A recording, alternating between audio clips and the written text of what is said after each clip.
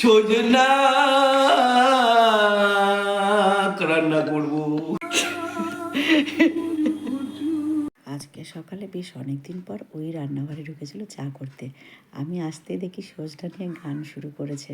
ও কিন্তু বাড়িতে থাকলে বেশ এইভাবেই হাসি মজা করে কিন্তু আমরা কাটাই, বেশ ভালোই লাগে আমারও। তো ওই আজকে কিছু টিফিন করে যেতে পারেনি, চা খেয়ে সোজা ফ্রেশ হয়ে ডিউটি ধরে নিল। ফুলটাও যে এনে দেবে সেটাও আজকে সময় পাইনি, তো আমিও ফ্রেশ হয়ে নিলাম, দিয়ে ছাদে উঠে পড়লাম।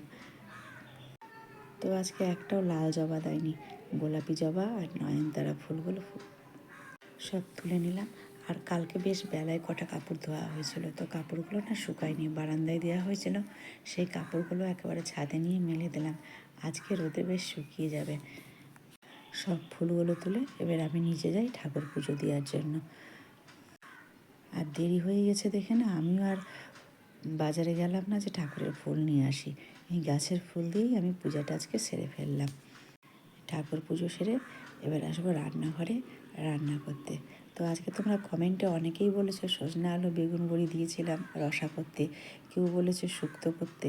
তো তোমাদের এই কমেন্টগুলো আমাকে খুব ভালো লাগে, সেই জন্য আমি তোমাদেরকে করার আগে একটা পোস্টে জিজ্ঞেস করি কি করা যায়। তো তোমাদের কথা শুনি আজকে সজনা আলু বেগুন বড়ির রসাই করব। ওই এই তরকারিটা খেতে খুবই ভালোবাসে, ও মাছের ঝোলে বড়িটা ভালোবাসে না, কিন্তু সজনা আলু বেগুন বড়ি যদি রসা করি তাহলে এই রসাটা খেতে খুব ভালোবাসে। তো ভালোই হলো, এই রসাটাই আজকে করলাম। আর এই বাটার মশলার মধ্যে আদা বাটা, লঙ্কা বাটা, আর আমি একটা পেঁয়াজও বেটে দিয়েছি, ধনে গুঁড়ো, জিরে গুঁড়ো, হলুদ, লবণ দিয়ে ভালো করে তরকারিটা কষিয়ে নিলাম। আর সেদ্ধ হওয়ার জন্য জলটা দিয়ে দিলাম। ওই ফাঁকে আমি জল খাবারে কী খাবো ভেবে বেশ তো দেরি হলো, তো আমি একটু আটা মেখে নিলাম, দিয়ে রুটি খাবো। তো রুটিটা খাওয়ার জন্য আর এক্সট্রা কোনো তরকারি করিনি, পাশের গ্যাসে তো হচ্ছেই তরকারিটা হচ্ছে, কারণ ওই সবজি দিয়েই রুটিটা খেয়ে নেব। তো আমার এই রুটিও হয়ে গেল, ওদিকে সবজিটাও কিন্তু আমার হয়ে গেল। আর দেখো বড়িগুলো কিন্তু একটাও ভাঙিনি, কি সুন্দর বড়িগুলো গোটা গোটা হয়ে আছে। একটা বড়ি ঝোলে দিলে বেশ ভেঙে যায়, কিন্তু এই বড়িগুলো এত সুন্দর গোটা গোটাই থাকে। তো আমি জলখাবারটা খেতে বসে পড়লাম।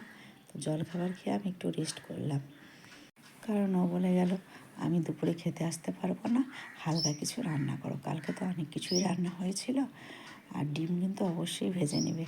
তোর কথা শুনে ডিম ভাজলাম, আর এই সবজিটা তো কড়াই হয়ে গেছিলো, আর ভাতটা করে নিলাম, দিয়ে এই খেতে বসে পড়বো।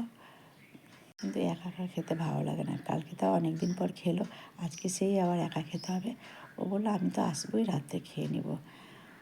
দেখো বড়িগুলো কিন্তু এখনও একটাও ভাঙিনি, কি সুন্দর গোটা গোটাই হয়ে আছে। তো আজকের মতন ভিডিওটা এখানেই শেষ করলাম। ভালো লাগলে লাইক কমেন্ট করবে আর ফলো করতে ভুলো না যেন। আর তোমরা সকলে ভালো থাকবে কেমন। আমি খেতে বসে পড়ি। সবাইকে জানাই মিষ্টি দুপুরের শুভেচ্ছা। সবাই ভালো থেকো, সুস্থ থেকো।